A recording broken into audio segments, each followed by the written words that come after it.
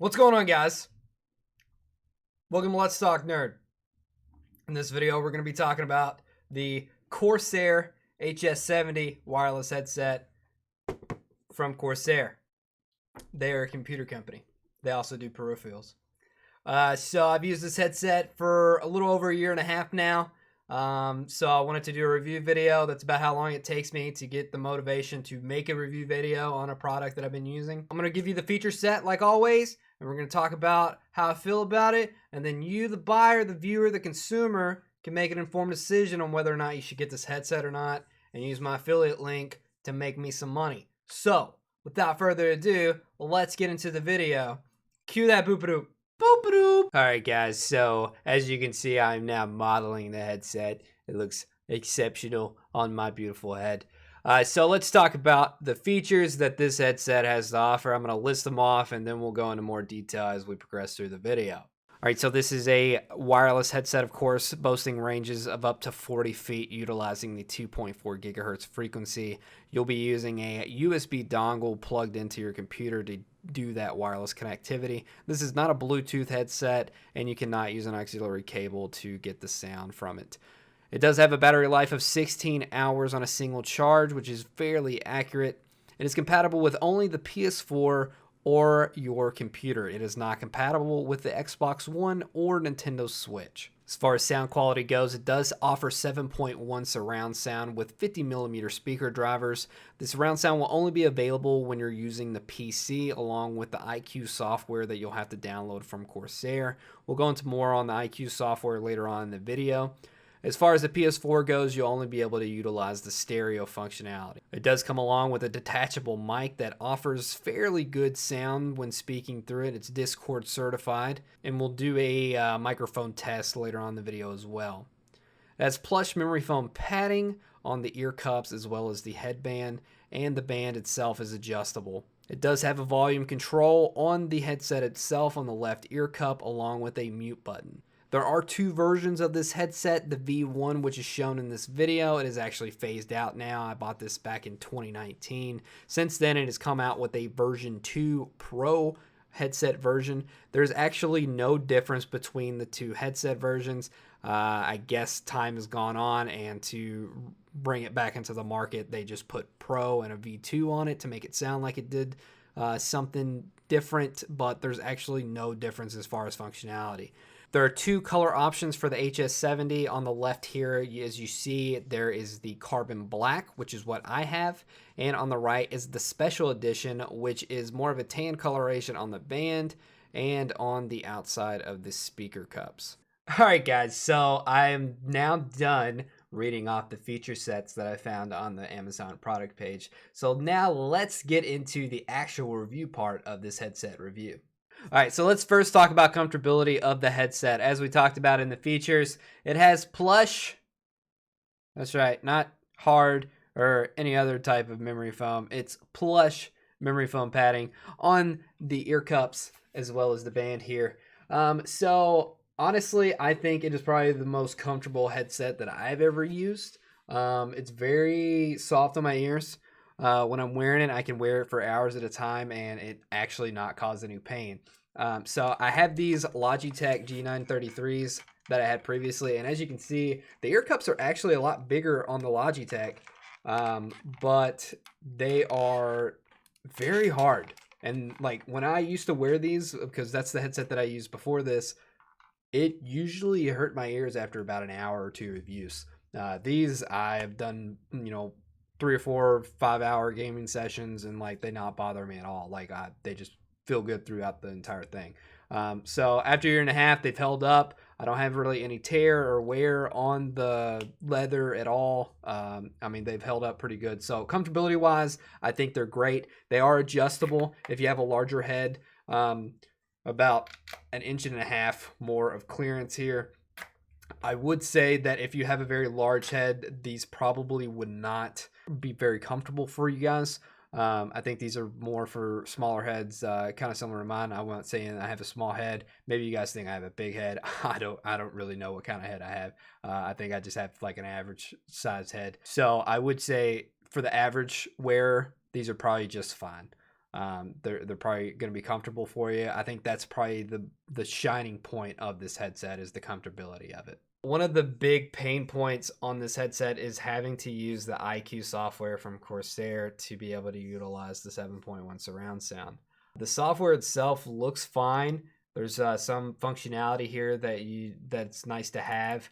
You can go into the device itself once you have it plugged in, the USB stick, and you can go in and change the mic volume from your computer without having to mess with it on your headset. You can turn the side tone on if you want some feedback as when you're talking, and you can change between stereo and 7.1 surround sound. It also has some equalizer presets that you can use, pure direct, FPS competition. I don't really care about any of this stuff, but it's there if you want them, and you can make your own presets if need be. Going into the settings, you can update the firmware, which is nice. You can change the color based on if you got the black and you wanted the special edition. I guess you can change between that. I'm not sure why that's a feature. You can enable voice prompts on the headset itself. So instead of when you turn off the headset and it just beeps to signify that you shut it off or turn it on, it'll just tell you with a woman's voice. Which is nice, but I don't keep that on. I just prefer the beep. You can also change it to save battery, so it'll auto shut off after 5 minutes or whatever time you put into it. Normally it would say the status or battery life. Even though my headset's on, it's not indicating that for whatever reason. It's kind of a part of why I don't like the software to begin with. So the IQ software in its own right is okay to have. As far as being able to make minor changes to the headset, like the voice prompts, the auto shut off, updating the firmware, things like that. It enables you to be able to do that kind of stuff on the fly on your computer without having to really do anything to the headset itself. But I just hate the fact that you have to use this on your computer to be able to fully take advantage of that surround sound on the headset. It's like the base thing that the headset is for. Should be able to use it, but you can't. I know it's mainly because it's like a software defined surround sound. It's not like true surround sound that you'd get with like 5.1 or 7.1 speaker system that you like have for your home theater. I get that. I'm not an audiophile person, so I don't fully understand the technical know-how for that stuff, but I just hate that I have to have another piece of software running in the background on my computer using up its performance. I've read of others having performance issues because of the software specifically, having to remove it to fix those issues because of games crashing. I mean, like, that is just super unfortunate that it has to happen like that. But I think it's more of the capability of this software specifically. I have had no issues out of the Logitech G Hub for my previous headset and my mouse and keyboard. So I think Corsair is still trying to figure things out with this software specifically. Maybe down the road it'll be a lot better, but it is one of the pain points for me on this headset is having to use this software. So as far as sound quality goes, the headset sounds pretty decent for a $70 headset. It's in the middle between sucking and not sucking. And what I mean by that is when I turn the headset all the way up, in Windows and on the headset itself, it's just not very loud, and that is unfortunate. But it's about as loud as my Logitech G933s, which is a $150 headset. So I think that's pretty good since this is a cheaper model. But it just doesn't get very loud. It's still, like good sounding. Maybe I can't hear very well. Maybe that's what it's coming down to. So maybe that's what it is. But the surround sound works as intended.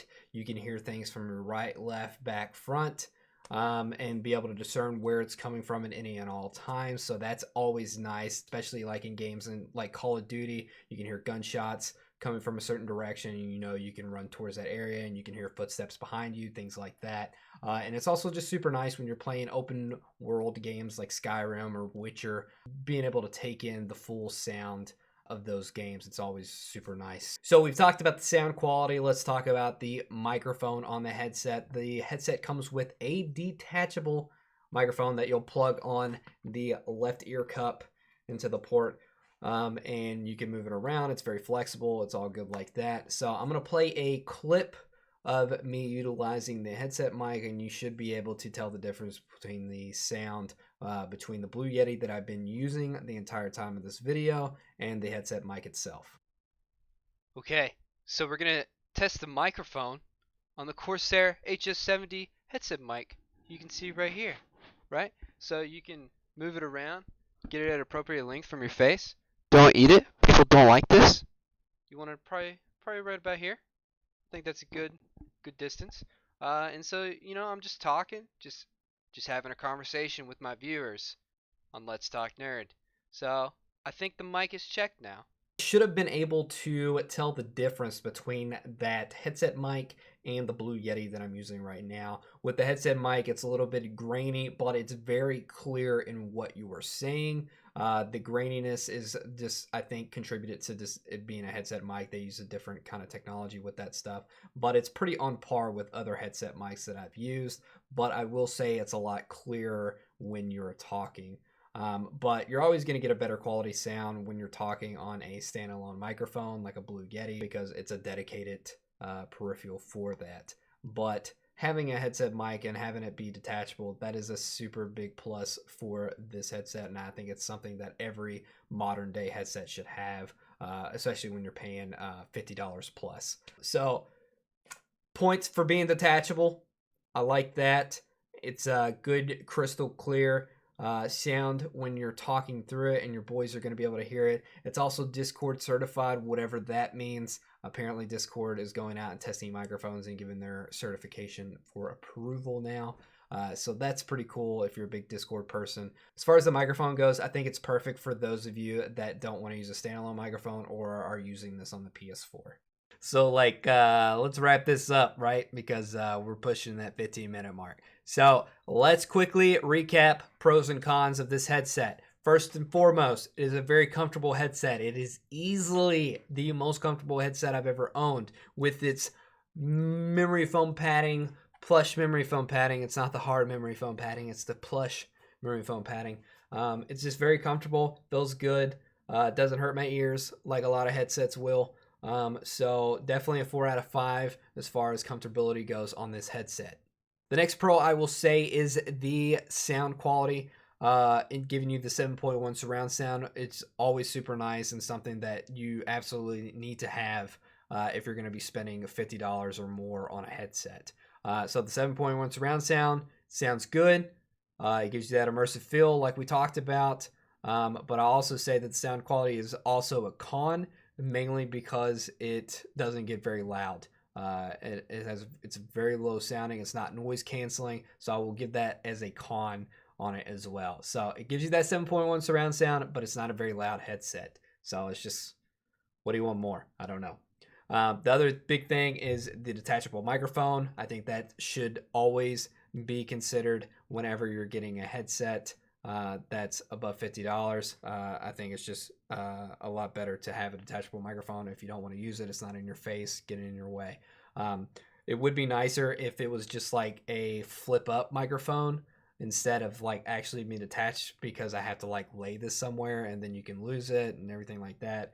I've seen some headsets where it just, pops out and then you kind of folded it back up into place, but it is what it is. It's still detachable, so I like that. Last but not least, this headset is under $100. It's only $70 right now as of May 2020. I haven't seen it jump any higher than $90 overall. So, I mean, just for the feature set that you're getting here, the 7.1 surround sound, detachable microphone, wireless connectivity, the premium build quality, the comfortableness of it, I mean, $70, I mean, it's definitely well worth it for that price point. You can't really expect anything more unless you're paying, $100 plus, really $150 more for some of those more premium features, better sound quality and things like that. But if you're looking for a good budget headset that's going to be reliable for you, give you a good battery life, good comfortability, I mean, like, this headset's for you. I mean, like, there's a reason why I've had it for a year and a half. I would have gotten something else and tried to sell this off to one of my friends or something like that. Big cons for me is that it's not like noise canceling. You have to use the software, the IQ software. You can't use with your Xbox One or Switch. The microphone is a bit fuzzy, but it is clear, so it's kind of a pro and a con. You can't hardwire it with an auxiliary cable to like be able to plug it into your phone, or just really like plug the headset into like a monitor or something like that. I didn't really talk about that much because it's not marketed as such, but it is unfortunate that I can't just detach the microphone and plug an auxiliary cord into it. I have tried, doesn't work. The biggest con, of course, I talked about it in length, is the IQ software. I think Corsair needs to do some updates and get that thing working and have it not use as many resources as it's using on your computer currently. But it is what it is. You have to use it to be able to take advantage of that 7.1 surround sound. But those are just kind of my picking points on this headset. Overall, we're going to give this headset a 4 out of 5, and I would recommend purchasing it if it's within your price range between $50 and $100 at that $70 price point. So that is it, folks. We are done with this review. I hope this has been informative, and I hope it's given you the ability to make a sound purchasing decision on this headset. If you guys have enjoyed this video and it was helpful, but if you would, please subscribe, hit that like button, and in the description of this video, there should be an affiliate link to Amazon to purchase this headset if you do decide to buy it. Buying it through this link will help the channel and probably motivate me to do more videos like this. So thanks so much for watching, and we'll see you in the next one, potentially. Boop-a-doop!